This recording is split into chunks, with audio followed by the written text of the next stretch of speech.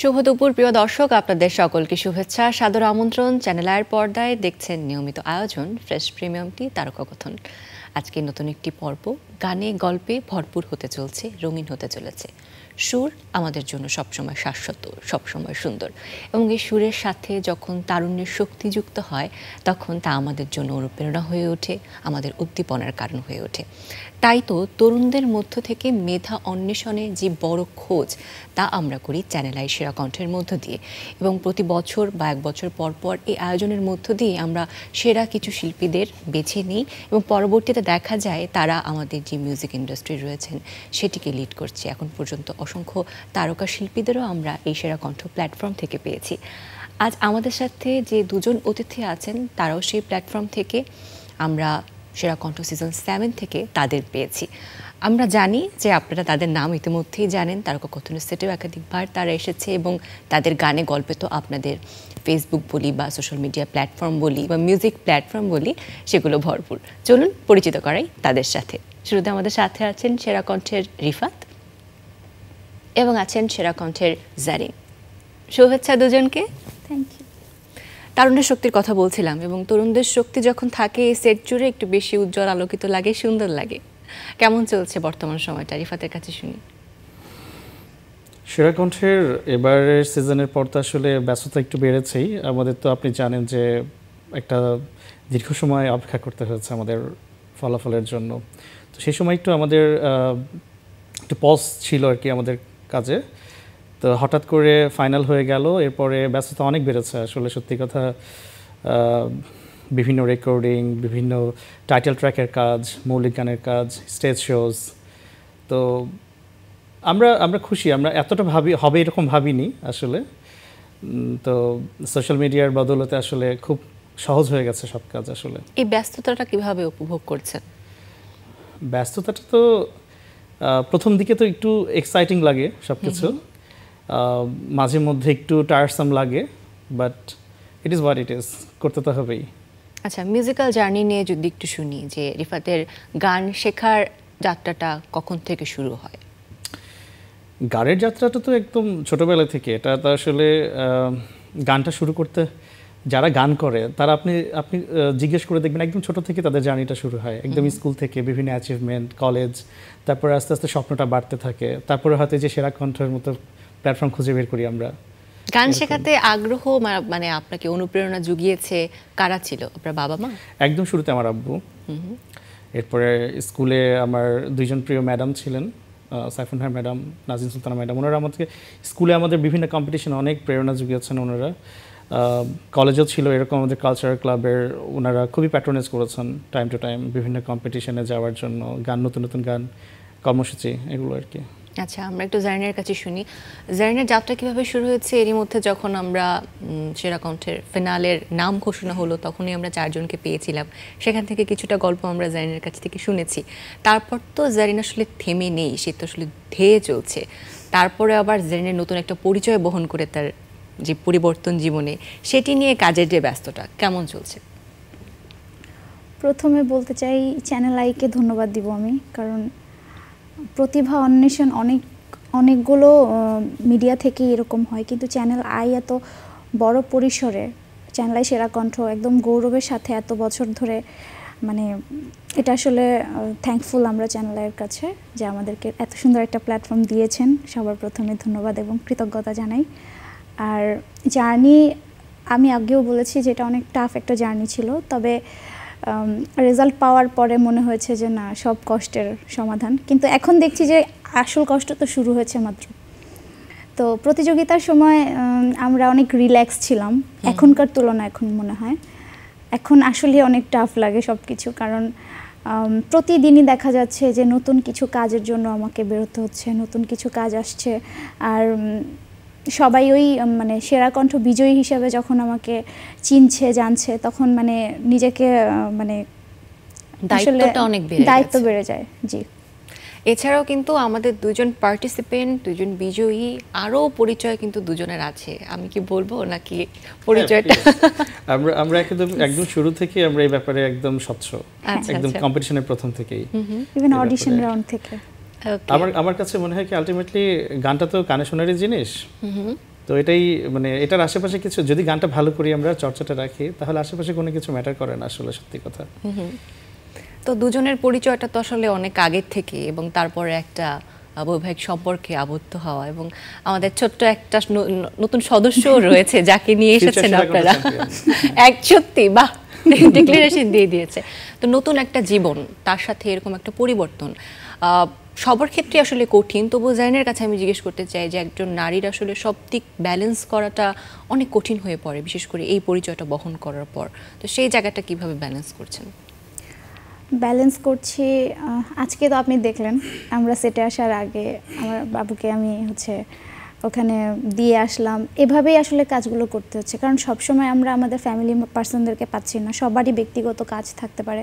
তো আমার মানে সন্তান আসার পরে আমি নতুন পরিচয়টা যেহেতু পেয়েছি, আমার কাছে মনে হয় যে এটার জন্য কোনোভাবেই মানে আমার সন্তানকে আমি সময় কম দিব কিংবা আমি আমার কাজের সাথে কম্প্রোমাইজ করব, ওটা করতে গিয়ে সন্তানের সাথে কম্প্রোমাইজ করব। আমি দুটো জিনিস ব্যালেন্স করার চেষ্টা করেছি শুরু থেকে। আর সেটা কিভাবে করেছি, আমি যখন কাজে থাকি স্বাভাবিকভাবেই আমার হাজব্যান্ড আমাকে অনেকভাবে সাহায্য করে। দেখা গিয়েছে আমি সকালের গানের সেটে আছি, ও বাচ্চাকে নিয়ে পুরো ফ্লোর হাঁটছে। আর আবার যখন ওর কাজ থাকে, প্রতিদিনই কাজ থাকে আমাদের, তখন আমিও বাবুকে সামলাই। তো এভাবে ব্যালেন্স করা। এক্ষেত্রে আমি বলবো যে হ্যাঁ, নারী হিসেবে সামলানোটা অনেক মানে কঠিন হয়ে যায়, কিন্তু একটা যখন পার্টনার এরকম সাপোর্টিভ হয় তখন আসলে অনেক ইজি হয়ে যায়।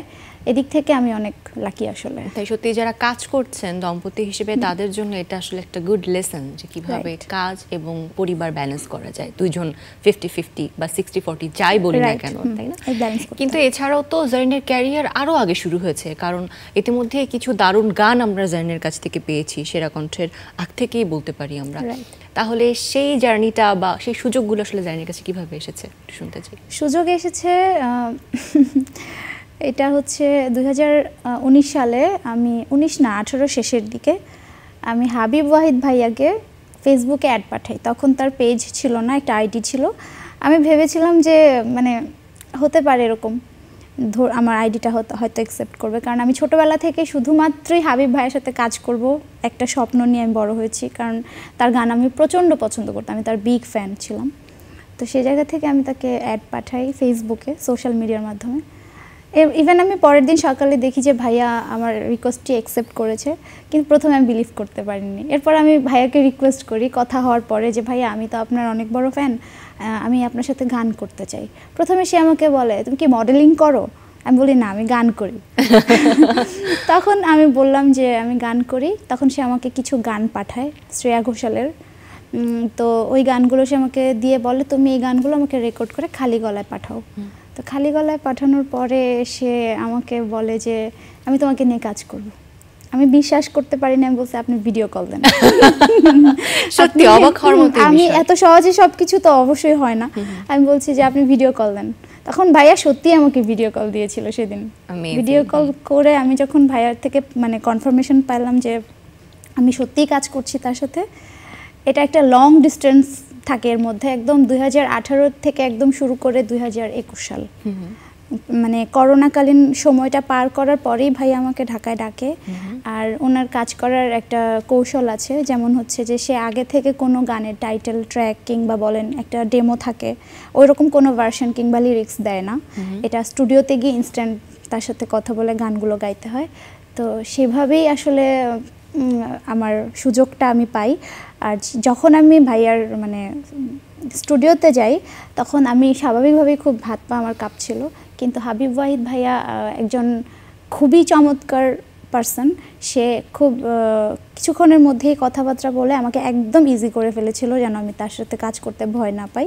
অনেকেই অনেক কথা বলে হাবিব ভাই সম্পর্কে, তবে আমি বলবো যে একটা মানুষকে না দেখে না শুনে তার কাছে না গিয়ে কখনো তাকে জাজ করতে হয় না।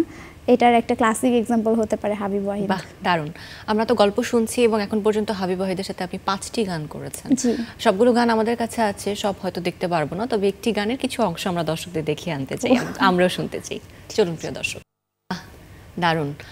শুধুমাত্র যে গান তা না, তার মধ্যে মেগাস্টার শাকিব খানের সিনেমার গান, আসলে এটাও একটা বড় অ্যাচিভমেন্ট যে কোনো শিল্পীর জন্য, সকলেই বলে থাকেন। আমরা আরও শুনবো আপনার কাছে।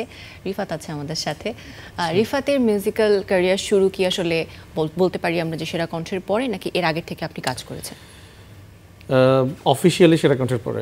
অফিসিয়ালি, ওকে। এর আগে ক্যাজুয়ালি করেছে, ওই যে বললাম যে নর্মালি স্কুল কলেজ এসবই। আমি বেসিক্যালি কর্পোরেট জব হোল্ডার, তো গানটা ছিল শুধুই প্যাশন।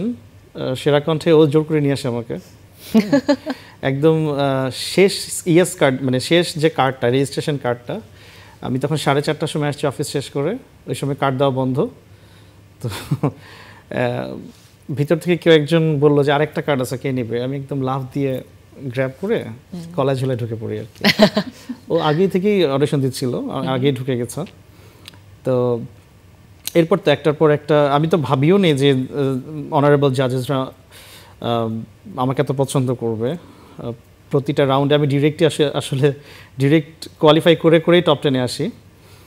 তো এরপর থেকে কনফিডেন্স বেড়ে যায় আসলে। তখন ভাবলাম যে, তাছাড়া বেবি হওয়ার পরে আমি ভাবলাম একটু ক্যারিয়ার ব্রেক দেওয়া উচিত। এখন আমি আপাতত এই কারণে একটু পজ দিয়েছি আমার ক্যারিয়ারে, কারণ আমি যদি এখন ক্যারিয়ারটাকে কন্টিনিউ করি, ওর হয়তো থেমে যেতে হবে এখানে, টু বি ভেরি অনেস্ট। তো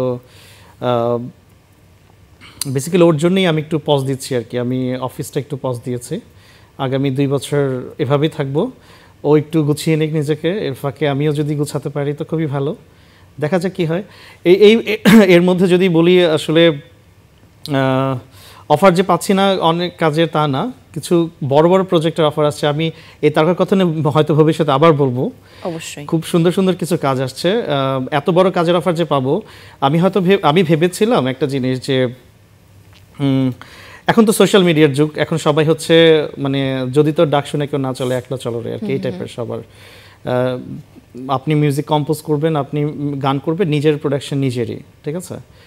তো 90s-এর মতো কিন্তু এখন আগের মতো হয় না যে কোন একজন প্রোডাকশন মানে ওনার বা হচ্ছে কোনো কম্পোজার আপনাকে গলা শুনে পিক করবে। তো আমার ক্ষেত্রে সম্প্রতি এই ঘটনাটা হয়েছে। শ্রদ্ধেয় সোহেল আরমান ভাই, কোইন্সিডেন্টলি ওর ডেবিউ কিন্তু সোহেল আরমান ভাইয়ের হাত ধরেই। প্রথম গানটা যে লিরিসিস্ট উনি ছিলেন সোহেল আরমান ভাই। আমার ফার্স্ট কাজেরও লিরিসিস্ট, সুরকার, কম্পোজার সব কিছুই উনি। সুরকার এবং লিরিসিস্ট, কম্পোজার হচ্ছে কৌশিক আহমেদ অন্তর। তো কোইন্সিডেন্টলি দুইজনেরই আর কি শুরুটা এক পয়েন্ট থেকে। So feeling lucky. তো এই ব্যাপারে বিস্তারিত আমি অবশ্যই সামনে বলবো। সামনে এটার প্রিমিয়ার আসছে, আমার কাজটার অনেক বড়সড়ভাবে শুরু হবে। তো এই আর কি, তো অপেক্ষায় আছি আমরা। আর যখন আসলে রিফাত তার সংসার এবং তার ক্যারিয়ার দুটোকে নিয়ে ব্যালেন্স করার কথা বলছিল, ইট লিটারেলি গেভ মি গুজবাম।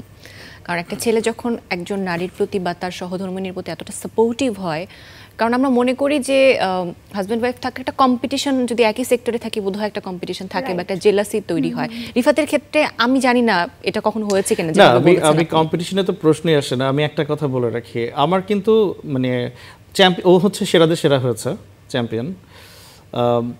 আমি কিন্তু হারিনি কেন, ক্রাউনটা কিন্তু আমার ঘরে এসেছে নাম্বার 1। আমি যতটুকু আমার আশা ছিল তার চেয়ে বেশি প্রাপ্তি, আমি টপ 10-এ এসেছি। এটা কিন্তু অনেক বড় একটা অ্যাচিভমেন্ট। 5 বছর পর একটা সেরা কণ্ঠে মানে সিজন শুরু হয়েছে। এখানে মোটামুটি বয়সের কোনো ছিল না, রেস্ট্রিকশন ছিল না, লিমিট ছিল না। অনেক প্রফেশনালসরা কিন্তু এখানে অডিশন দিয়েছেন এবার, আমি দেখেছি। তো সেখান থেকে টপ 10-এ আসাটাকে আমি জয় মনে করি। ক্রাউনটাও ঘরে। তারপরে আমি গর্ব করে বলতে পারি যে আমি একজন চ্যাম্পিয়ন পার্টনার পেয়েছি, লাইফ পার্টনার পেয়েছি। তো আমার কিন্তু হারিনি আমি সব দিক থেকে ওর চেয়ে বেশি জয়ী। না, সৃষ্টিকর্তার সহায় হন আপনাদের প্রতি, নজর না লাগুক। আচ্ছা, যদি জারিনকে আগামী 5 বছর বা 10 বছরে যদি স্বপ্নের কথা আমরা জানতে চাই, কিংবা আপনার স্বপ্ন কি জারিনকে নিয়ে, আপনি জারিনকে কোথায় দেখতে চান? আচ্ছা, ঘরে তো আমি ব্যাক ভোকাল অবশ্যই। তো স্টেজেও ফার্স্ট টাইম টেস্টটাই পেয়েছি যে আমি যখন পেছনে দাঁড়িয়ে থাকলাম, ও সামনে গিয়ে ক্রাউনটা নিল। তো ওখানেও ব্যাক ভোকালে ছিলাম স্টেজে। আচ্ছা, ফান অ্যাপার্ট, যদি সিরিয়াসলি বলি, অন দ্য সিরিয়াস নোট, সেটা হচ্ছে খুব ছোট করে যদি বলি, যখন আমাদের মন খারাপ থাকে, একজন আরেকজনকে গান শোনাই, আমরা চিন্তা করি যখন আমাদের শ্রোতাদের মন খারাপ থাকবে আমরা দুজনে একসাথে ওদের গান শোনাবো, আগামী 10 বছর এটাই করে যাব। বাহ, দারুণ। আমি কোনো অ্যাচিভমেন্ট, আমার কোনো লক্ষ্য দিয়ে আমি গানটাকে বেঁধে রাখতে চাই না। গান করবো, মনে সুখে করবো। সাকসেস আর মানি যদি আসে আসুক না, সমস্যা নেই, গ্র্যাব করে নিব। গান গাইতে থাকবো, শেষ কাজ করতে থাকবো। জারিনের ভাবনাটাও শুনতে চাই আসলে, কারণ নিজের স্বামী পাশে বসে এমন কথা বলছেন, কমপ্লিমেন্ট করছেন, ও স্বপ্নের কথা বলছেন। জারিনের অনুভূতি এখন কি? আমি ওর সাথে একমত, কিন্তু আমি আরেকটু বিগার পিকচার যদি আমি বলি, আমি আমার হাজব্যান্ডকে আগামী 5 বছরে দেখতে চাই যে বাংলাদেশে ওর ভোকালটা, আমি যেটা বলবো যে খুবই রেয়ার। কেন, সবারই একটা আদল থাকে। এই সিঙ্গারটা মানে সবার না, ম্যাক্সিমাম আমাদের ইন্ডাস্ট্রিতে এরকম যে একটা আদলে এই সিঙ্গারটা ওরকম ভয়েস, আল্লাহ তোমার ভয়েসটা তো ওনার সাথে মিলে, শ্রদ্ধেয় অনেক শিল্পীদের সাথে। কিন্তু ওর খুবই মানে একটা বলে না যে খুব মানে একক একটা ভয়েস, পার্সোনালিটি থাকে একটা ভয়েসে, প্রত্যেকটা ভয়েসের একটা পার্সোনালিটি থাকতে হয় সিঙ্গারদের ক্ষেত্রে। তো ওর এটা আছে। আর আমি মনে করি যে ও গানকে ভেঙে ভেঙে গায়, বুঝে বুঝে গায়। তো এই জায়গা থেকে ওর প্লেব্যাকে আসা উচিত। আর প্লেব্যাকের জন্য বাংলাদেশের ছেলে সিঙ্গারদের যে ভয়েসটা ডিমান্ড করে বাংলাদেশের মুভিতে, ওর ভয়েসটার সাথে একদম জাস্ট মানে মেল্ড হয়ে যাবে। যদি ও কখনো প্লেব্যাকে আসে, আমি বলবো তুমি আসো, আর এটা আমার চাওয়া, আমি ওকে দেখতে চাই প্লেব্যাকে। আচ্ছা, আর যদি জারিনের কথা বলি, যে আপনি তো প্লেব্যাকও করেছেন, আবার নিজের মৌলিক গানও আপনার রয়েছে, সেই জায়গা থেকে এখন পর্যন্ত কোন দিকে কাজ করে ভালো লেগেছে, বা মনে হয় যে আমি আসলে একজন প্লেব্যাক সিঙ্গার হতে চাই মূলত, নাকি নিজের গানগুলো বেশি করতে চাই, কোনটা? আচ্ছা, দুটা সেক্টরে আমি করেছি হাবিব ভাইয়ের সাথে। তো ওই জায়গায় আমার কাছে প্রথম করে যেই জিনিসটাই এসেছে, যেমন প্রথম মৌলিক গান করার সুখটাও আমি মানে আমার ওই সুখটাও আমার জন্য অনেক বেশি। আবার প্লেব্যাক করেছি এত নতুন, অ্যাজ এ নিউ কামার প্লেব্যাকটা পেয়ে গেছি এত সৌভাগ্যের সাথে, ওইটাও আমার কাছে খুবই মানে আমার কাছে মনে হয়েছে যে এটাও আমার জন্য অনেক সুখকর একটা ব্যাপার। কিন্তু এখন আমি যেটা বুঝতে পারছি যে আমার আসলে আমি একটা কোনো মানে সেক্টরে শুধুমাত্র যাব এরকম না। আমি প্লেব্যাকের যখন আমি সুযোগ পাবো প্লেব্যাক আবার করার, আমি পেয়েছি ইতোমধ্যে, এটা আমি আবার সামনে বলবো ইনশাল্লাহ। তো ওই প্লেব্যাকটাও আমি যখন আমি সুযোগ পাবো প্লেব্যাক করব। আর নিজের মৌলিক গান তো অবশ্যই করব, নিজেদের কম্পোজিশন করারও ইচ্ছা আছে ওর সাথে আমার। এইগুলো নিয়ে কিছু প্ল্যানিং আছে যে সামনে নিজেদের কম্পোজিশনে কিছু গান করব। আর আমরা দুজনই এর মধ্যে সাইন করেছি সোহেল আরমানস প্লেতে, যেটা ও বললো, ওটা তো আলাদা একটা ব্যাপার যে ওর টাইটেল ট্র্যাকটার যে ব্যাপারটা, কিন্তু সোহেল আরমান ভাইয়ের একটা একক প্রজেক্ট, সেটা হচ্ছে 100 মৌলিক গানের একটা প্রজেক্ট, সেটাতে আমরা দুজনই আছি আলহামদুলিল্লাহ। তো ওখান থেকে কিছু গান আসছে সামনে, নিজেদের কম্পোজ করা কিছু গান আসছে সামনে, তো ওগুলো নিয়েই সামনে এগিয়ে যাওয়ার ইচ্ছা। মৌলিক গানের কথা যেহেতু হচ্ছে, একটা তো সিনেমার গান আমরা দেখে আসলাম জারিনের, একটা মৌলিক গান আছে আমাদের কাছে, একটু দেখে আসতে চাই। চলুন প্রিয় দর্শক।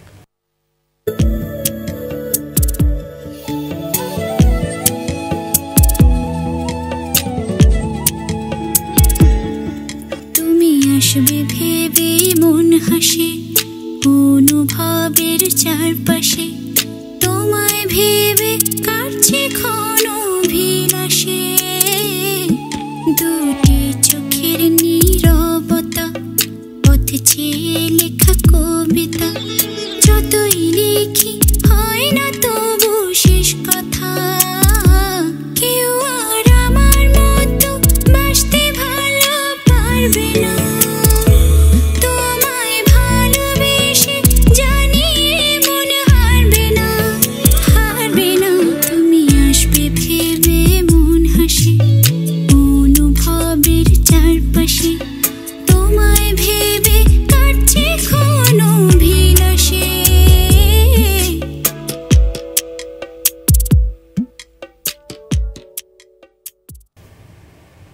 বাহ, আমার মনে হলো গানের কথাগুলো জেরিনের মনের কথা, ভালোবেসে কিন্তু জেরিন হারেনি।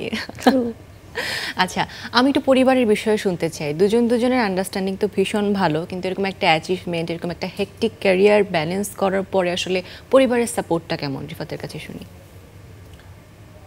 পরিবার বলতে তো এটা তো আমার একটা পরিবার, মানে বাবা মা এবং ইনলস, অবশ্যই তারাও এখন পরিবারে যুক্ত হচ্ছে, মানে ট্রিমেন্ডাস সাপোর্ট দেয়, তারা ট্রিমেন্ডাস সাপোর্ট দেয়, মানে তাদের লিমিটেশনের মধ্যে যতটুকু দেয় তারা দেয়, ঠিক আছে। এটা কখনোই বলবো না, তারা কখনোই বলেনি যে তুমি এটা করো না ওটা করো না। আমার ইনলস বা ওর ইনলস কেউই কখনো বলেনি, ওরা সবসময় খোঁজ খবর নিচ্ছে। আমার কাছে মনে হয় কোনো কিছু নিষেধ না করে যে খোঁজ খবর নিচ্ছে, এটাই অনেক কিছু সামটাইমস। আচ্ছা, ভালো করছো কিনা, দোয়া করি ভালো করো, এই কথাটুকু অনেক কিছু সামটাইমস। কিন্তু রিফাতের কাছে কি মনে হয়েছে যে এই পর্যন্ত আসতে রিফাতের ক্ষেত্রে চ্যালেঞ্জ বা প্রতিবন্ধকতা কি ছিল? এই পর্যন্ত চ্যালেঞ্জ আসলে অনেক, এটা আসলে আমি যদি বলা শুরু করি আধা ঘন্টা পার হয়ে যাবে। আচ্ছা ঠিক আছে, আমাদের কাছে এত সময় নেই, আমরা একটু ইন শর্ট শুনতে চাই, বা কোনটার কথা এখন সবচেয়ে বেশি মনে পড়ছে? আমাদের সবচেয়ে বড় চ্যালেঞ্জ হচ্ছে দুইজনের কাজটাকে ব্যালেন্স করা, প্লাস হচ্ছে বেবির ওকেও ব্যালেন্স করা, ও যেন লোনলি ফিল না করে।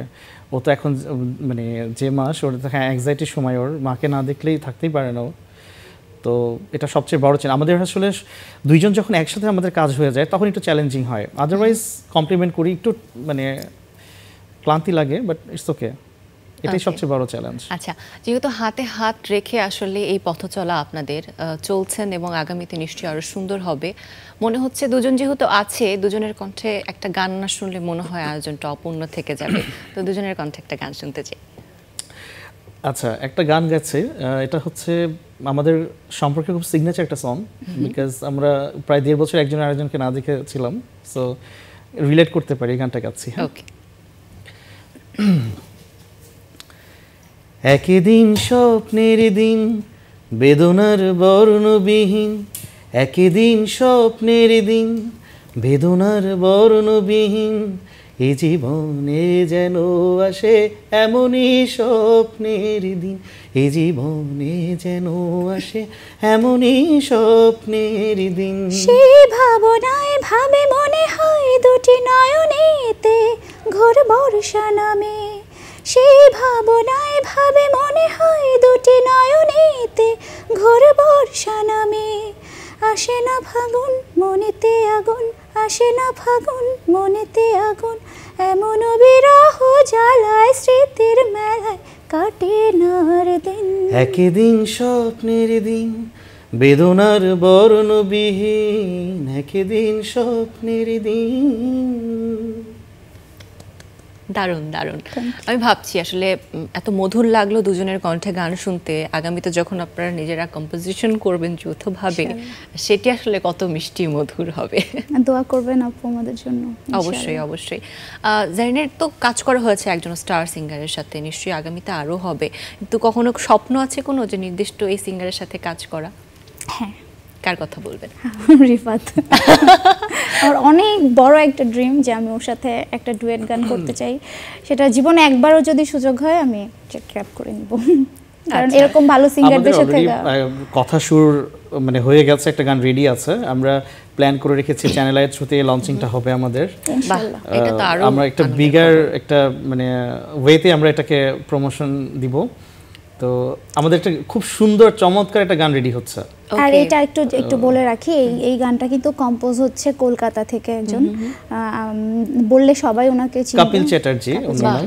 আমি বলি কপিল চ্যাটার্জি, ছোট্ট করে একটা যদি ইন্ট্রোডাকশন দিই, মেখোলাকে হয়তো চিনা থাকবেন, উড়ো চিঠি, তারপরে কি যেন গানটা, স্বপ্নের চাদরে, এই ধরনের অনেক ফেমাস গানগুলো কিন্তু বলছে।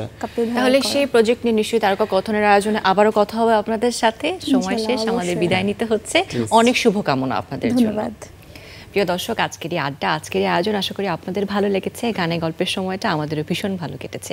আগামীতে আবারও নতুন কোনো তারকাকে নিয়ে আপনাদের সামনে হাজির হব। সে অবধি সবাই ভালো থাকবেন, সুস্থ থাকবেন।